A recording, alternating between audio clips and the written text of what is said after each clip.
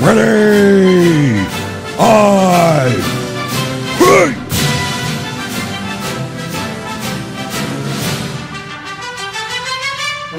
Ready!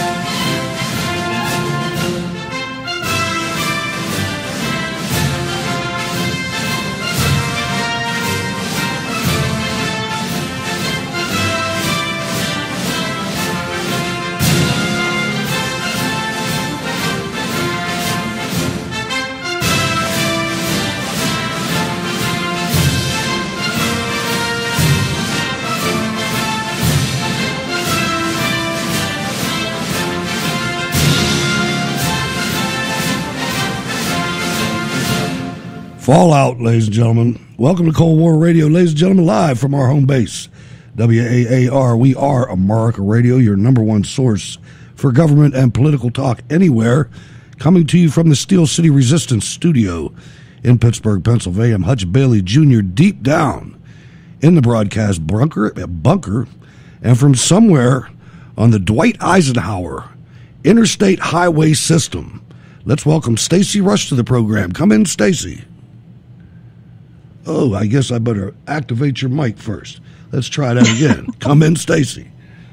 Hey, Hutch Bailey Jr., you will have to check out your comments and Spreaker and elsewhere to make sure everybody can hear me okay. I am currently traveling I-75 north and happy to be with you.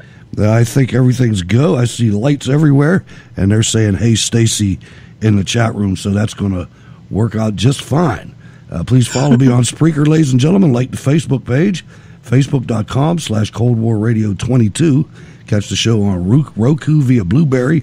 Catch it on YouTube, the405media.com, iHeartRadio, or the free Cold War Radio app at your app store or the Google Play Store. Email is hutch@steelcityresistance.com, and the Cold War Radio patron hotline, 412-567-1460. Chat room is up and lively on Spreaker. Good evening to everybody there. Please go to the website, steelcityresistance.com. Catch the show notes links there. You can also become a Cold War Radio patron. And if you want to send mail, Hutch Bailey Jr., P.O. Box 96022, Pittsburgh, Pennsylvania.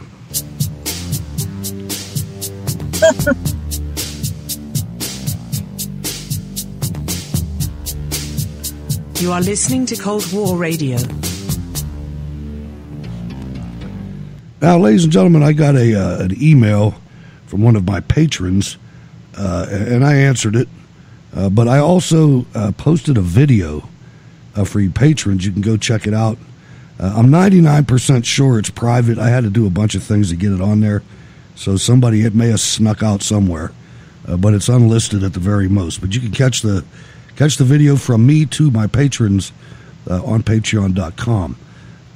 Stacy, something happened today, and I think I know as conservatives that we're very careful when it comes to free speech and things of that nature and the government getting involved. But when you can do, in California, when you can do a Google search of Republicans and the first post that comes up is Nazis, I think we have a problem here. Yeah, we do, and we always have. And for anybody out there who has not been paying attention, not only do we have only 6 media companies who are controlling everything that we see, read, and hear, but then you have Google on top of it, and Facebook and Twitter, also guiding what you're seeing and what's coming up when you do your searches, because they are absolutely 100% trying to influence what you think about certain subjects, and that's just par for the course. And it used to be in our society, I remember being taught about Nazis in the 3rd grade by a woman that survived World War II. She was about 80 then. Wow. And we all knew, but I think that they have eliminated those kind of studies from the curriculum, at least of the public schools. And I think when you couple that with an effort to use propaganda like that, it becomes a very dangerous thing. It is. It's an extremely dangerous thing, and it's been going on for decades. I think that a lot of people have just been unaware of how it's kind of creeped through everything, and not just. It truly is everywhere. It's everything. It's every show. It's every book you read in school. Like you're saying, they're pulling out relevant history and replacing it with rewritten history. So now everyone is a Nazi, especially Republicans or anyone who is a Trump supporter. And it is powerful and it's frightening. And the unfortunate part about it is that many people are just simply unaware. Yeah, no, you're absolutely right. I mean, George Orwell was brilliant when he said the truth. Oh, God, yes. The truth becomes lies and lies become the truth. Mm-hmm. I mean, to equate racism and Nazism with the Republican Party is to completely disregard the real history of both parties. There's some good news. Dinesh D'Souza gets a pardon from the president. That was an outstanding maneuver, and I see he's looking at some other ones. I'm not real sure why the Blogovich commute. I don't understand that one. I'm going to have to get my arms around that one a little bit. You know what I read today, Hutch, was that he was on The Apprentice. So I think that he and Donald may have some sort of personal relationship there. And then I think, to be quite honest, we could read something into it or not. But if it has anything to do with Comey being the person who charged Blogovich or anything like that, then you can also say, hey, here's a thumb in your eye. He's a street fighter. No question. He's a street fighter. 100%. Now, we had a situation with Roseanne Barr the other day, and enough said about that. But then Samantha Bee comes out and says some really, really disgusting things on TBS. She has a show, I guess it's called Full Frontal. That ought to tell you all you need to know about the show right there. But she made a remark, and it's priceless to me when CNN has to talk about it, because they don't want to. And you look on their faces and you see the looks on their faces, and you can catch the video. It's on the Facebook page. But let's listen to CNN talking about Samantha Bee. Let me just say, one mother to another, do something about your dad's immigration practices, you feckless. He listens to you. That's a C word, incredibly offensive. Let me bring in CNN Money senior media reporter Oliver Darcy. So set the stage for us here. It's CNN never okay Money to say something reporter like that about someone. What was she even talking about? What was the context here? Yeah, it was a really disgusting remark. She made this in the context of trying to go after Ivanka Trump for her father's immigration policies. And there's been a lot of discussion in the national discourse over the past few weeks about children being separated from their parents at the border. And so she was making a comment about a photo that Ivanka Trump had posted on Instagram, I believe, where she was holding her child and saying, why don't you do anything about the immigration policies that your father has implemented that are tearing up families at the border? That said, obviously, his comments is extremely crass, and critics are rightfully upset and saying that this is not something that should be used while discussing politics in the national discourse. Right. What's TBS saying, her employer? I reached out to TBS. TBS hasn't said anything so far. We're still waiting for comment from them. I asked if she'll be disciplined in any way or if there's going to be any statement. So we're still waiting to see what happens and how they react. But this does come in the same week as Roseanne being fired for making a racist remark. So critics are saying, if you're going to condemn that, why aren't you condemning this?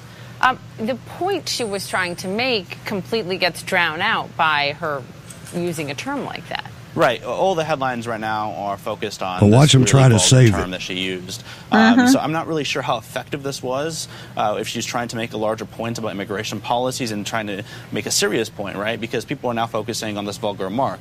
That said, people are now talking about it, and I think that might have been perhaps something she was looking for. She's used this word before. Please. Right. Talking about other people and other commentaries. Yeah, she has used this word before in her monologue. So it's not something that's unusual for her to do. I think the way she used it, though, in this case, particularly against the president's daughter, is just raising a lot of eyebrows. Is what it is. Do you feel like, as someone who covers the media constantly, like, where have the lines gone? Watch them shift it to Trump. There really don't seem to be many lines these days. I think we saw it earlier this week with Roseanne, and obviously you can't make racist remarks online. But the thing is, she did it before and kept her job. Yeah, and so it's like, where are these lines? And the president himself has made a lot of inflammatory remarks from the campaign trail to the Oval Office. So it seems like a lot of these areas are dissolving. Yeah, but you know what? What one person says never makes what another person says. Really? I mean... Yeah, give me a break. Yeah, I'm sure she was trying to get people to pay attention to this very important issue to her heart. Because everybody's talking about it. Give me an effing break. Everybody in the world's talking about it. I mean, it is unbelievable. And I will tell you, just like you said, we are very, very, very... I'm not a huge fan of boycotts. I'm not a huge fan of trying to shut people down. But you know what? I've had enough. I've had enough of, I saw Dana Lash tweeted something today about, she doesn't believe in infringing on people's free speech and boycotts and all that. And that's all great and good. But you know what? The left is not going to stop. That's right. And it is about time that we started using their tactics against them. We have to. Because they will do it to us. And if we just... Oh, well, she apologized. That's okay. No, it's not okay. It is not okay. You should be calling her advertisers. You should be tweeting and calling TBS and demanding that something occur, because what happens is we do take, oh, she apologized. That's okay. Or we talk about it for a day and then let it go. And that's what they're hoping. They're hoping everybody's just going to get over it. Something big is going to happen tomorrow. And I personally have had enough. I don't usually participate in these types of things, but I'm over it. And it is high time that we stop taking the high road, because they are never going to stop. And we've got to understand that, and we've got to start using some of their tactics against them. And Auto Trader has pulled their ads from TBS's Full Frontal after Samantha Bee's feckless C-word remark. And I got to say, that was one of the life lessons as a father. I heard my son say that word one time, and that, to me, when you use that word, that's the lowest of the low to me. That word is just, there's no worse, derogatory I can't even comment for a woman. It really is. But you know what, Hutch? It is indicative of where our society is. Yeah, that's true.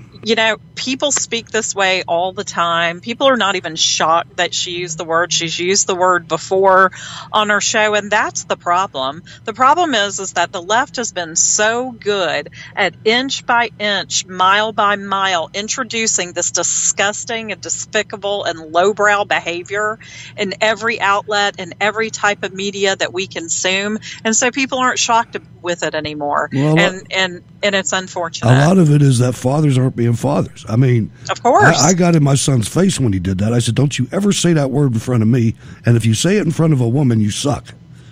I was really mad. But then, I go out to a restaurant, a nice restaurant with linen tablecloths, and I see guys sitting there with their sons, and they got a baseball hat on. It's like, come on, you couldn't dress in something beside jeans to come here. And your kid looks like a little clown sitting next to you. It just, I don't know, different era, I guess. Now, we've seen some things occur, and I don't want to say that I told you so, but I caught on to this guy early. Trey Gowdy was out again. To me, he's a deep state control agent. He's out there. He's used for a purpose. You can see, if you look back at every time you've ever seen Trey Gowdy on television, out in the media, it's directly after we're almost at something.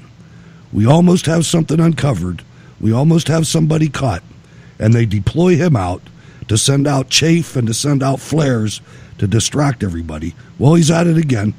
And I'll tell you, if you go on the Facebook page, facebook.com/22, whatever it is, Cold War Radio 22, you'll see there's a video on there. It's a video of an audio that Mark Levin did. Mark Levin analyzed this perfectly about Trey Gowdy. I mean, saying that the way the FBI behaved is how the American people would want an FBI to behave. Completely crazy. Let's listen to Representative DeSantis take this apart.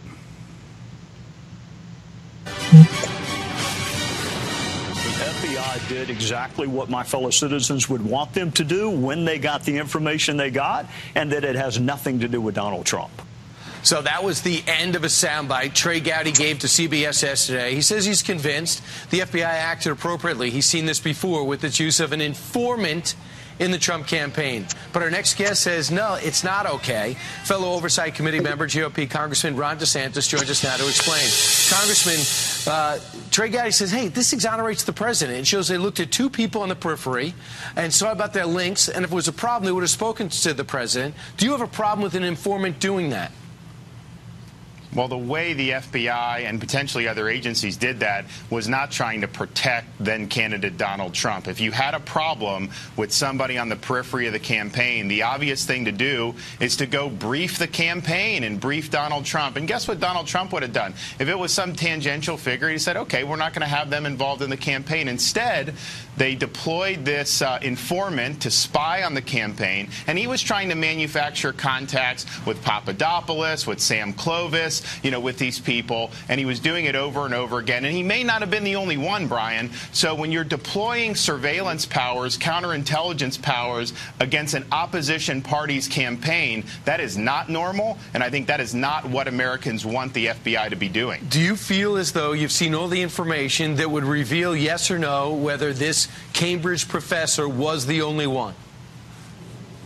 No, we have not gotten all the information. And even in that briefing, they did not provide the documents that Devin Nunes asked for. So we need to know, what was the FBI doing? Were they directing people like this professor and potentially other people? And why all this robust activity focusing on the campaign as a whole? They did not conduct themselves to only focus on one tangential figure. I mean, they really looked at the campaign.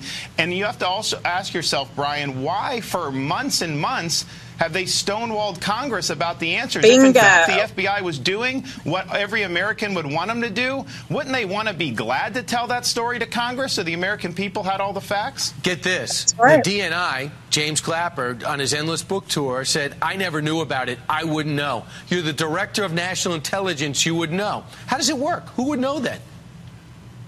Well, I think Clapper, has been all over the map on this. I think another person that is going to need to have scrutiny is John Brennan and what his role is with this informant, if there was any connection there. But these guys have not been straight shooters. I think one of the best things about the Trump administration is you've cleared out people like Brennan and Clapper, and you have much more competent people in charge. Right. I'm very curious to see where this goes, and I'd love to see more Democrats step up and say, whatever the verdict is, wrap it up, because you're hurting the country with this endless investigation. Robert Mueller, thanks so much. Ron DeSantis, who wants to be the next governor of Florida. Well, you're never going to get the Democrats to do that because the Democrats don't care about the country. It's totally clear.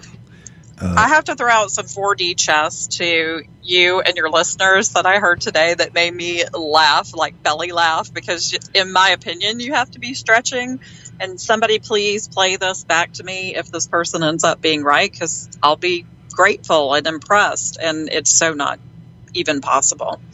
But they truly believe that Trey Gowdy had the president's back, didn't throw him under the bus with this, because he kept referring to this as a criminal investigation, which it never was. It was a counterintelligence operation, and that they think that Trey Gowdy has gone on the enemy networks, if you will, CNN, MSNBC, where everybody is praising him as bipartisan and he's got the facts and he knows what's being talked about, and then is going to be the next attorney general. Yeah, I've heard that. I was dying laughing when I heard that. I So mean, I just and that's wanted the to make reason. sure you. One of the things that he did that they didn't talk about was he disparaged Jeff Sessions, and in doing so, and in throwing the president under the bus a little bit with the spy comments. And Mark Levin was very adamant about what you just said, about that it was a counterintelligence investigation, not a criminal investigation. So that would open him up for the Democrats in the Senate to confirm him. That being said, what about Benghazi? What about Fast and Furious? But the part about that, the only thing I can say in his defense about those two things is exactly what is going on right now with the FBI and the DOJ. They don't know what they don't know. Had it not been for Judicial Watch, Congress still would not have any clue as to what happened in Benghazi or any other investigation. They've gotten smarter, apparently, with the Russian investigation. But they've been stonewalled over and over by the DOJ, and they don't do anything. They don't hold anyone accountable. And when I read Molly Hemingway's piece, I think it was in the Federalist, talking about that Trey didn't even see the documents, that right. This big meeting between Wray and Rosenstein and Nunez and Gowdy, they were supposed to give them the documents that were under subpoena, and they didn't even do that. So why are they not being held in contempt? What is going on? That's what I don't understand.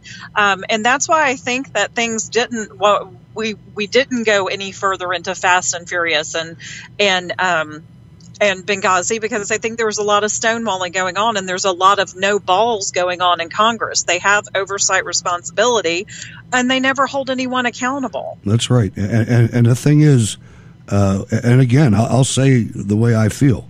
I think Trey Gowdy is a deep state control agent. Think back to his career. He's the chairman of the House Oversight Committee, right? He's in his second term. You don't get that.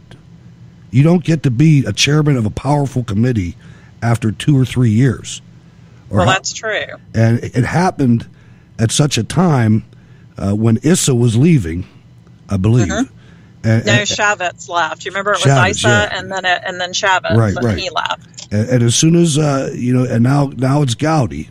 All these rookies in there except for Issa, and you look back on all of the flashpoints.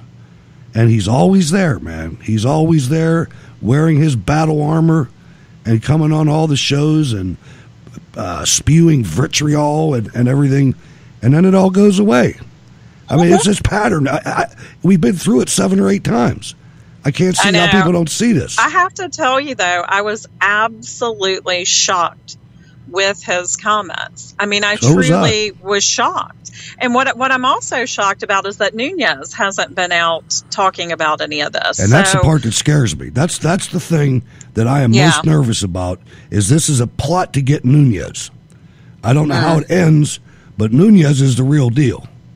Yeah, no, I agree with you on that. And it's concerning that Trey would come out with these comments, and Nunez hasn't come out and said, hey, I don't know what he's talking about. Right. We didn't get any information, and now I'm going to do this, hold them in contempt, or I'm going to bring up articles of impeachment against, Rosenstein or Wray or whomever, because this is getting to be a joke. It is. They are slow walking this document dive in the hopes that this imaginary blue wave is going to occur, and that these committees are going to be taken over by Democrats and the investigation is going to stop. Yep. And then they're just going to keep going after Trump and trying to find out as much information as they can, because at this point, Mueller's investigation is nothing but opposition research for 2020. That is all it is. And for Trey Gowdy to take the stance that he did at this critical time when he could have been such a powerful voice on the president's side. I mean, at least we have all the congressmen and senators that are going to the cameras to defend the president. Not one. Where are they?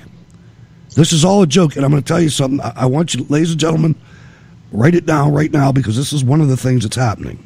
We have massive trade deals going on right now, which we have finally entered the fray. We are finally in combat against these countries that have been crushing us.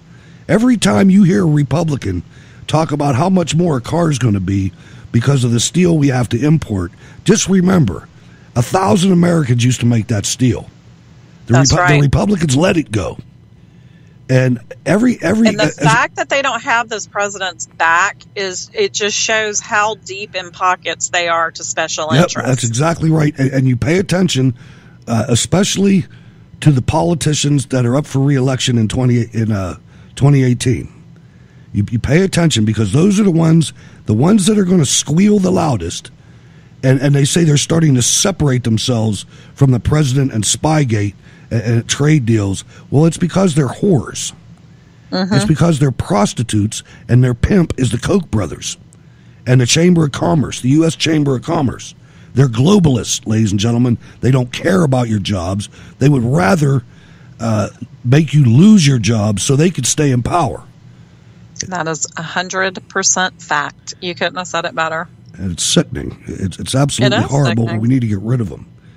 But one of the things that doesn't get talked about a lot, because it's not real sexy, that the president's doing, and it is going to be a real legacy, unlike Obama's, unless you talk about Sotomayor and the other one. Kagan. Yeah, liberals' worst nightmare, a second Supreme Court pick for Trump. Now, what a lot of people don't realize, and this article by The Guardian is by Sabrina Siddiqui, and it's a negative article. I mean, if you read this article, homosexuals are going to be thrown in the fire and just everything else. You know how it is, and we're just going to go back to the 1920s with moral issues and social issues. But he has already replaced 44 or 45 federal appellate court judges, which is huge. Which is the reason that we're in the ridiculous shape that we're in right now, is because of leftist judges. And if we could get this straightened out, the president tweets, the Second Amendment will never be repealed. As much as Democrats would like to see this happen, and despite the words yesterday of former Supreme Court Justice Stevens, no way. We need more Republicans in 2018 and must always hold the Supreme Court. You couldn't have said it better. That's one of the most important aspects of the Trump presidency. It is, and that is why it's going to be critical that he win re-election in 2020, because sweet old Ruth Bader Ginsburg is holding on, man. She's holding on. She's white-knuckling it. Her and Justice Kennedy, both. Absolutely. I mean, and so it's going to be imperative that he's in office for a full 8 years, because then guaranteed at least one will be retiring or, God forbid, pass away. And we need it. We need it big time, because you're right. This is, I sometimes I'm just completely overwhelmed with everything that we've got to change. But, his presidency is going to give us the springboard we need in order to really start writing the course of our nation. And a lot of that does have to do with the court system. No, absolutely. Just listen to the way this is. I'm not going to take a position on this issue right now, but just listen to the way this is worded. Somebody named Camilla Taylor, Director of Constitutional Litigation at Lambda Legal, a national civil rights group focused on LGBT issues. Taylor voiced concern that a second Trump Supreme Court nominee would present an immediate and unambiguous threat to the LGBT community. Another conservative Trump justice would jeopardize our right to marry who we love, and also our fundamental equality under the law, including protections from discrimination in housing, public accommodations, and employment and education. Get back in the closet. I don't know. I mean, they get so dramatic. Yeah, no. And we've come so far as a nation, and the unfortunate part for them is if they would just live and let live, their lives would be perfectly fine. But That's instead, right. they have to shove transgender bathrooms. And, we have, 0.0001% of people are identify as transgender, and now we all have to, 300 million people have to bow down, to this. And that's the problem with it, is that people truly, and especially Republicans, to be quite honest, are live and let live. You don't tell me what to do, I'm not going to tell you what to do. That's right. You do whatever you want. You just don't get extra stuff. Exactly, but they want extra stuff, and that's the way the Democrat Party always is. It's never enough, So if we gave in on, AR-15s or whatever the latest weapon is, they want to ban.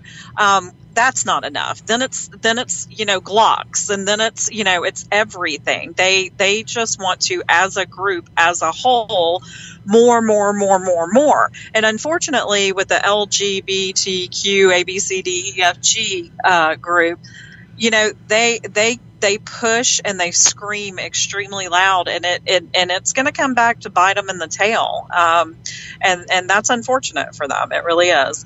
Well, they never wished any good on the United States. I'm talking about leftists, not homosexuals. Right. But it's just something. Do what you want to do, but leave me alone.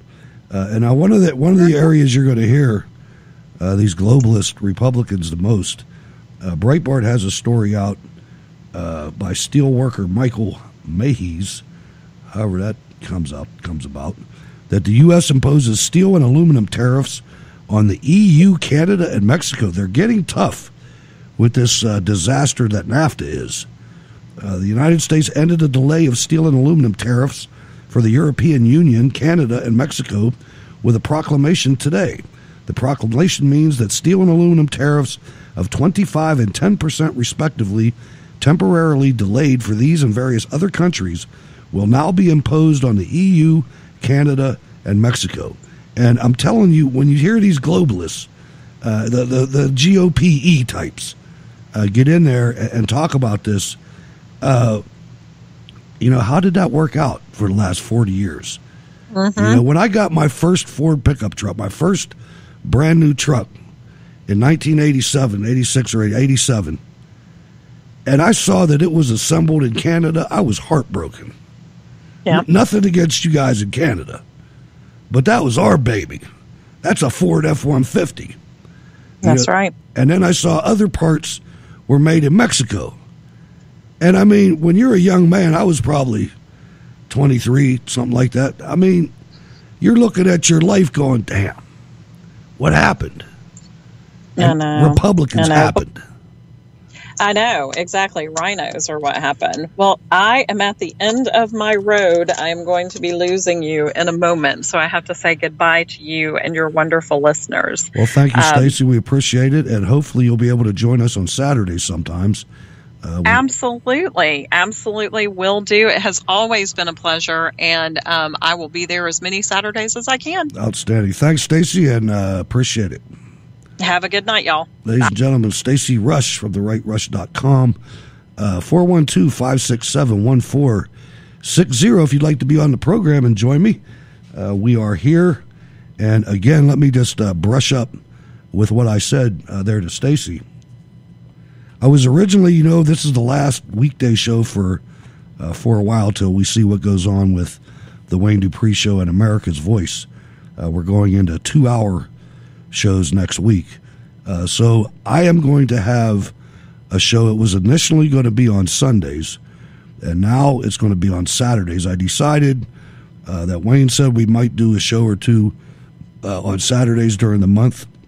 So I figured I want a complete day off, and what better day than Sunday for that? So I shifted it to Saturdays at 7 p.m., and it's going to be a little bit of a different show. I invited all the co-hosts. I invited Norway and Jack, and you just heard Stacey. And what it's going to be is we're all going to be on the show, and there's going to be no more show notes. There's just going to be topics. So it'll be a round table with your calls. If anybody still has a phone, I mean, nobody calls that much, but maybe on Saturdays.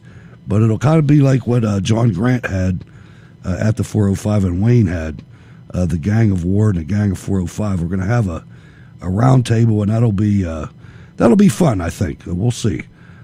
So that'll be Saturdays at 7 p.m., and I've already changed the schedule on Spreaker. And as we go and I get used to things going, we'll see what other additional hours that we could add during the week. Again, I posted a video for all of our patrons. If you want to become a Cold War Radio patron, go to steelcityresistance.com, and there's a link over in the right-hand column that you can do that. Let's talk about John Boehner. John Boehner's back in action here. The former House Speaker says that he believes that Trump promised his wife, Melania, that he would not win the White House. This is from NBC News. I don't know if John sobered up now that he's back out or what, but this is by Dartanoro Clark and NBC News. It's not quite Invasion of the Body Snatchers, but former GOP House Speaker John Boehner on Thursday said President Donald Trump has taken over the Republican Party. There is no Republican Party. There's a Trump Party. The Republican Party is kind of taking a nap somewhere, he said at the Mackinac Policy Conference in Michigan. Boehner of Ohio also described his relationship with Trump, saying that Trump would call him when he was Speaker, but that neither thought Trump would win the 2016 election. Donald Trump, who I know well, was one of my supporters when I was Speaker, Boehner recalled. I was having a rough week. Trump would call me, pat me on the back, cheer me up, played a lot of golf together. But president? Really? I never quite saw this. Trump weighs, okay, that's a addition. Boehner also said he believes Trump had told his wife Melania that he would not win the election. I think Donald Trump promised Melania that he would not win. She didn't have to worry about ever living in the White House. It's probably why she doesn't look real happy every day. But, well, maybe one reason, he said. That's a dig. Boehner recently joined an advisory board for a cannabis company, Acreage Holdings, after he said his thinking on cannabis has evolved. So now he goes from Speaker of the House, an avid alcohol imbiber, from what I understand, to dope. Now he's on the lobbying train for dope. So there you go, John Boehner, honorable guy. Get them kids stoned, baby. He abruptly resigned from office in 2015 after facing pressure from a caucus of hard-right GOP House members who threatened a government shutdown over a bill that would have provided funding for Planned Parenthood. Since leaving office, Boehner has not shied away from criticizing his former GOP colleagues, calling Senator Ted Cruz of Texas Lucifer in the flesh, Representative Jim Jordan of Ohio a legislative terrorist, a guy from his own state, and former Representative Jason Chaffetz of Utah a total phony. I'll go along with that. I believe that one. He also railed against the efforts by Republicans to defund Obamacare, even if it meant shutting down the government. Despite being texting buddies with Trump, he told a crowd at Energy Conference in Houston last year that the president's first several months in office were mostly a disaster. He also says he does not regret retiring. I wake up every day, drink my morning coffee, and say, hallelujah, hallelujah, hallelujah, he said, and I will agree with you on that, Mr. Speaker, also. So he's back in it. I never thought he was that effective. There was one time that he made me really proud. It was at the beginning of Obama's first term, and I believe they had already passed Obamacare. I'm not sure, though. They had passed something. Maybe it was the TARP or something, but they were right there ready to get cap and trade. And Boehner shot it down, man. He stayed up until real late and testified in front of the House. It was a fiery testimony, and it did not pass, and it never reared its ugly head again, really. And then the Chicago Climate Exchange collapsed, and Al Gore, that's where all his money was. So anyway, that was good. It was downhill from there, though. Boehner is what Republicans look like. I mean, and we still have too many of them. There's too many of them out there that are pulling your leg, that have got people thinking that they're for what they say they're for, and they're not. They're all about corporations, the heads of corporations getting rich, but no jobs. They'll let Chinese people do all the work and get all the middle class benefits that are robbed from our people. We've got a guy over in Syria, Bashar Al-Assad, has warned U.S. troops to leave Syria as he raises the prospect of clash. From the Telegraph and Josie Ensues, the U.S. should learn the lesson of Iraq, President Bashar al-Assad said on Thursday, threatening to expel American troops from Syria and retake areas from its Kurdish allies. Let me tell you the story and the lesson of Iraq, Bash. Barack Obama, that's the story of Iraq. Barack Obama and the traitorous Democrat Party is a story of Iraq. We beat them. We had them beat. I was there. I watched it play out. We could have taken Syria. There would have never been an ISIS if Barack Obama was never elected president. What a cowardly son of a gun. I'll tell you, when I think about that and I think about those people, about our people and their people that were killed, maimed, injured, captured, burned, to give that all back just because is one of the top crimes of the century. Think about that, man. You know, when we left, we had modern bases in this country with electric and water and everything, sewage, mess halls, PXs, theaters, swimming pools. And when we left, they came in and looted everything. They didn't even use it. The military didn't even protect it. They just came in and stripped the copper wire out, you know, everything. Just what a bunch of... so now he's talking smack. In an interview with Russia Today, the Russian state's international broadcaster, Assad raised the prospect of conflict with U.S. forces if they do not leave Syria. Yeah, you go ahead and try that, man. He vowed to recover territory where American troops have deployed either through negotiations with Washington's Syrian allies or by force. Well, all I know is I hope that the president does not do a Bush to the Kurds again. Don't do a George H.W. or George W. Bush on these fine people. Whatever you got to do, protect the Kurds against Erdogan and against Assad. Assad, who is backed by Russia and Iran, appears militarily unassailable in the war that has killed an estimated 500,000 people, uprooted around 6 million people in the country, and driven another 5 million abroad as refugees. After recovering much of the rebels' one-time strongholds, Assad now controls the biggest part of Syria, but tracts remain outside his control. That includes large parts of the north and east, where U.S. Special Forces deployed during the fight against the Islamic State of Iraq and the Levant, ISIL, supporting the Kurdish-dominated Syrian Democratic Forces, the SDF. Assad said the government had started now opening doors for negotiations with the SDF, whose main component, the Kurdish YPG, has mostly avoided conflict with Damascus in the war. This is the first option. If not, we're going to resort to liberating those areas by force. We don't have any other options with the Americans or without the Americans, he said. The Americans should leave. Somehow they're going to leave. They came to Iraq with no legal basis, and look what happened to them. Yeah, Obama happened to us. They have to learn the lesson. Iraq is no exception, and Syria is no exception. People will not accept foreigners in this region anymore. He said the U.S.-led invasion of Iraq that toppled Saddam Hussein in 2003 was followed by an insurgency that lasted years and that we rooted out. U.S. Defense Secretary Jim Mattis said on April 30th the United States and its allies would not want to pull troops out of Syria before diplomats win the peace.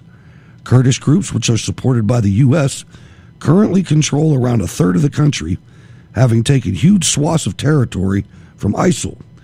The Kurdish have been fighting for autonomy from the Syrian regime, hoping to create their own state in the north. Assad has said on numerous occasions that he plans to reclaim every inch of Syria. So we'll see. we'll see what happens there. Now, let's go to a funny from the Daily Caller. And this is brought by Virginia Kruta. And this is absolutely hilarious. I think I put this on Facebook. If not, you can go to the link in the show notes links. But you guys remember Jim Acosta from CNN that lost 25%, 1 in 4 of their viewers last time it was tabulated. Well, Jim Acosta is one of those guys that just embarrasses himself every time he opens his mouth. Well, somebody caught video of this guy, and apparently he was on the White House grounds and had just been on the air. And why he felt stupid enough or important enough that he could walk around the White House and try to come in without his identification badge on is beyond me. But that's what happened. And like I said, somebody made a tape of it.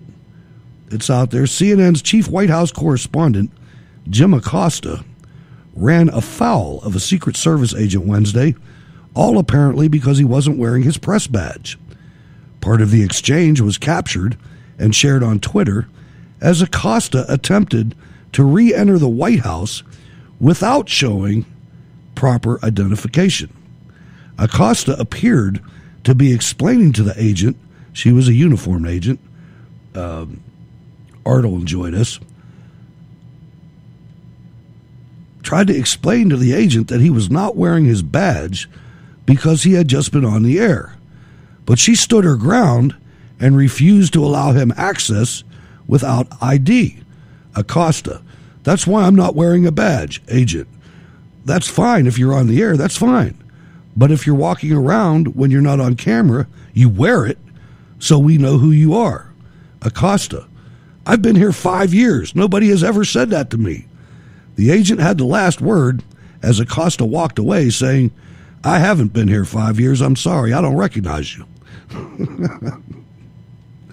So that had to really wreck his day, because you know he's one of those people that just thinks he's so important, man. I mean, he's just the most important guy on the White House grounds, and if it wasn't for him being there, nothing would really be going on. So there you go, ladies and gentlemen. Again, we are going to change over to a 2-hour Wayne Dupree show starting next week.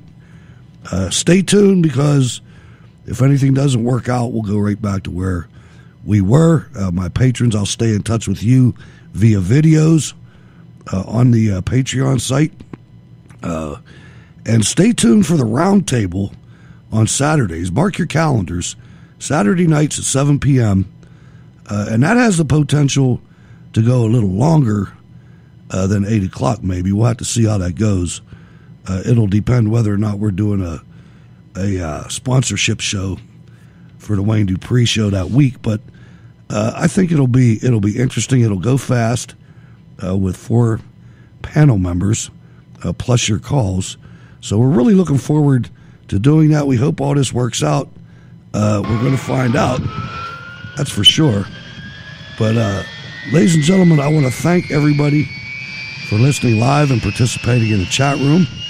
I want to thank all my patrons for standing by, and I look forward to moving forward into the future with this next chapter of the program. I'm Hutch Bailey Jr. on Facebook, Berg's Eye View on Twitter.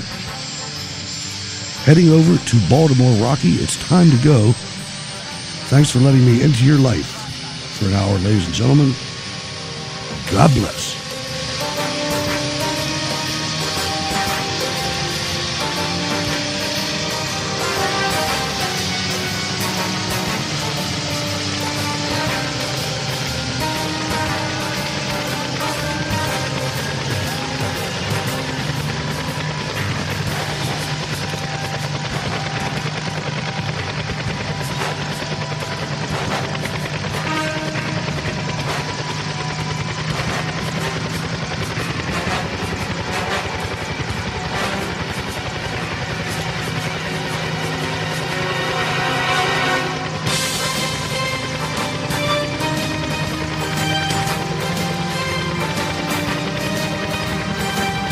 Cold War Radio Eagle 1 cleared for takeoff.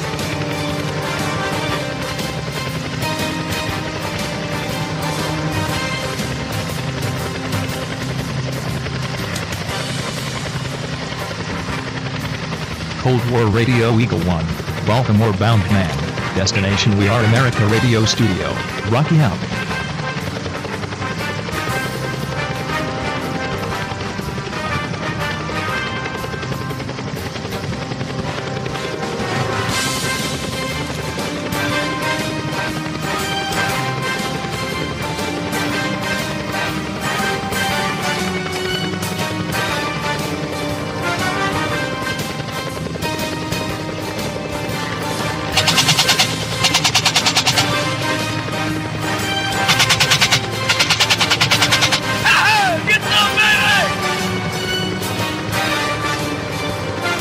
Rocky hit the green button.